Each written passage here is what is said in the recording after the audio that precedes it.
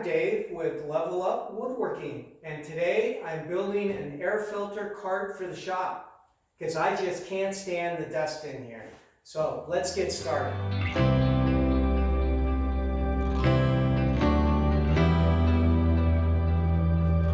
Okay, I gotta stop,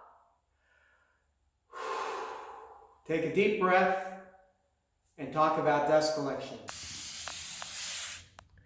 See how much dust I can pick up by wiping off a relatively clean table. After cleaning the shop and pulling the car out, you can see tire marks from the dust that's picked up, just showing me. Here's the dust from my shop vac. I cleaned this out about 2 weeks ago and just pounded it on the tabletop here. It took nothing to get this amount of dust. Now, I'm not a dust collection expert. I'll admit that right out front. I've got a shop vac and I built my own cyclone to collect the large chips. I got a 5-micron bag for my planer to be able to collect as many chips out of that. And I got a broom, and that's about it. Before I decided on a design for this air filter system, I did a lot of Google searching, and a lot of people out there have already done some really, really good work on airflow and dust collection, and a year later, what looks good, what doesn't, provides a lot of feedback. So I took all that into heart to try to build this design, which incorporates everything that I want and some of the things that they talked about. I've got a fan, a 2100 CFM fan with metal blades. I think it's one of the better quality fans out there. I got MERV 13 air filters. I've got some casters, and I'm going to have a remote switch to be able to turn this on and off remotely. And I'm going to build this into a little box, which I can move around the shop so I can have it placed strategically to try to collect as much of the dust as I possibly can. Now, when I looked at what's out there today in terms of different designs for air filters, I've seen people take filters and put it on the front of a box fan. I've seen people take 2 air filters and make a triangle with 2 air filters in front of the box fan.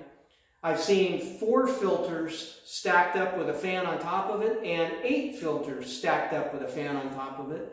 So I've seen a lot of different designs, but I focused on airflow, which I think is really important, and that's why I got a high airflow fan. And I focused on getting the MERV 13 filters, and in fact I bought a stack of 6 of them so that I can replace them because I'm going to use 3 at a time, and hopefully that will do a good job for me. So let's get started on building this air filter.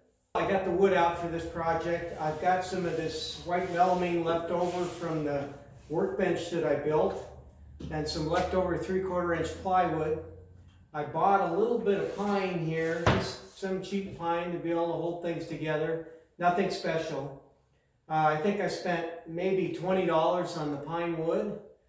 And, once I talk about that, I guess I probably should get into the cost of the whole project.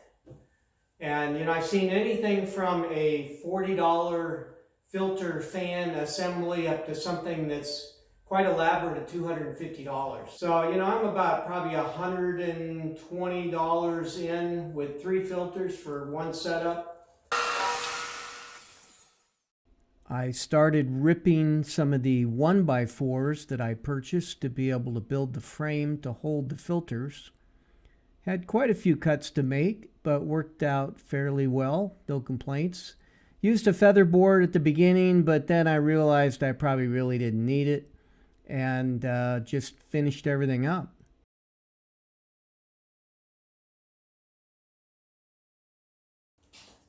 I finished cutting just about all the trim pieces, and I've got the 2 ends. These will go on either side of the fan, and then the trim pieces will come around to fit in the filters. I know it doesn't look like much, but it'll come together. Got the base cut. I'm going to trim the trim pieces in pine, so I've got something to screw into. I think it'll work a little bit better. And glue some of these together for the 2 corners, and then I can start building this from the ground up. Okay, well, I started gluing the trim on the sides that will go on the side of the fan here, and put a coat of base on, or a coat of paint on the base piece, just make it look better.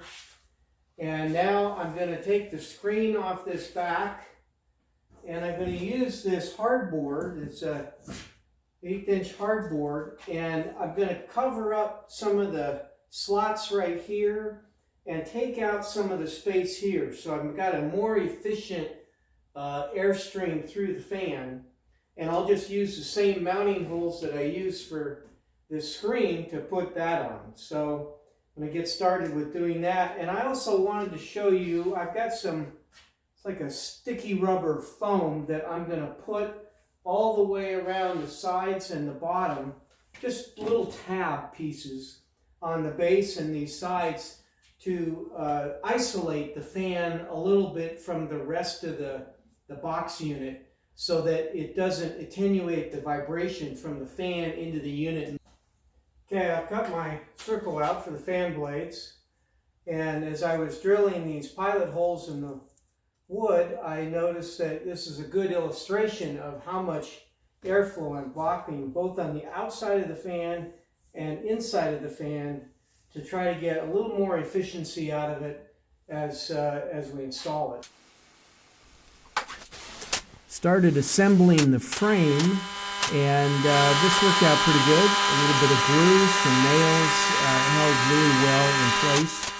I put the bottom rails in place first, and then started putting the side rails up by the fan. And it was a little easier here, obviously, to use some clamps before I nailed it in place. And kept moving along on building that up. The other supports, I ended up using a 90-degree bracket just to make sure everything was squared up. Obviously, that took quite a few clamps and a little bit of time. In hindsight, I wish I would have built like a frame for the filter that I could have easily used to hold all those uprights in place. That would have gone a lot faster. But I was happy with the result in the end.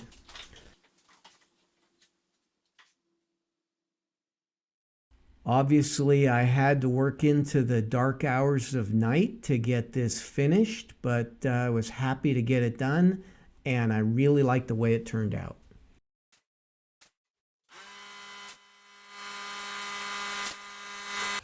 And then I have to work on the power. So I do have a remote switch, and I actually put tape on this one, a different color from the one I have for the dust collector. So the air filter is green, the dust collector is yellow. And I really want to keep these cables kind of inside the box to keep the box clean. So I'm going to cut a hole to run the extension cord inside and basically bound these cables down. And then I'm going to use some scrap wood, and I'm going to end up building a rack on the side here to hold an extension cord. That way, it's, you know, with the wheels, it's portable. I can move it anywhere I want, unwrap the cable, plug it in, turn it on, turn it off anytime I want, and I'll be good. This, hope it works out okay. I put a bolt in the bottom because that won't show. And I'm ready to put this together. It'll go right here, and I'll put another bolt there to put this in place. So let's go ahead and make that happen. Okay, let's assemble the extension cord rack, and I ended up bolting this on the side. I had to drill through the side panel and the frame to install this and put 2 bolts in, and let me tell you, this is not going anywhere. But I like the way it came out, and holds the extension cord well, and it certainly gives me an opportunity to be able to put this anywhere in the shop, have it plugged in, and roll it around.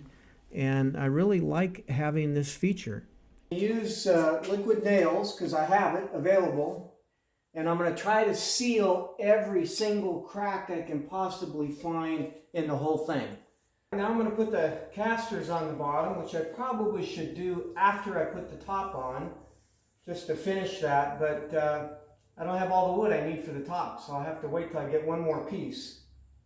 I bought these on Amazon. These are like $20 for a set of 4. I've used these a couple of times before and I think they work great.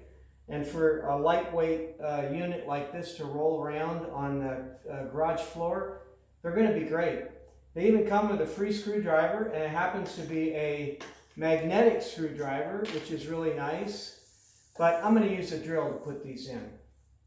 And oddly enough, the screws are just a little bit longer than 3/4 of an inch. So I had to make these little spacer blocks, 1/4 inch spacer blocks, to make sure that the screws wouldn't puncture the top side of the bottom. And I also grabbed myself a little story stick to try to make sure that I'm the right distance away from the edge, because one of the things I want to be able to do on either side is be able to flip any one of these pads up to lock the wheel so it doesn't roll away as it's going. So I got the first one in place here, and let's go ahead and get it going. I'm about ready to finish up this project. I built a tabletop to go on the air filter, and it's got a melamine top on it, and I trimmed it in 1/2 inch birch. I actually doubled it up so it's 1 inch. It's all leftover wood, and that's all I had, so I wanted to make sure I use it. So let me get this top put on and we'll go from there. So it's all done. I'm very happy with how it turned out. I got a super nice fan on the front, 2100 CFM. I think it'll clear the shop in 5 to 10 minutes, which is excellent. I've got a nice tabletop here with a lip so I can put tools on it. And I think that's going to be great because I got another place to put tools. I've got a remote control for the fan so I can turn it on and off if I want. I got a built-in extension cord so I can plug this in and put it anywhere in the shop so I can get it close to the projects that I'm at and try to get that dust cleaned out as quickly as possible. I have 3 MERV 13 air filters on here, and I've got a set of backups so I can replace them when I want to. And of course it's on rollers. These rollers are great, and it makes it movable so I can move it around anywhere. So I'll put the links to the things that I purchased on Amazon in my description in case you're interested. Again, I think it's going to be a great air filter, and maybe like in 6 months I'll give an update on how it's going as part of one of my other episodes. So if you like what you saw today, please hit subscribe. And if you got some suggestions, please put comments in the write-ups below. Thanks.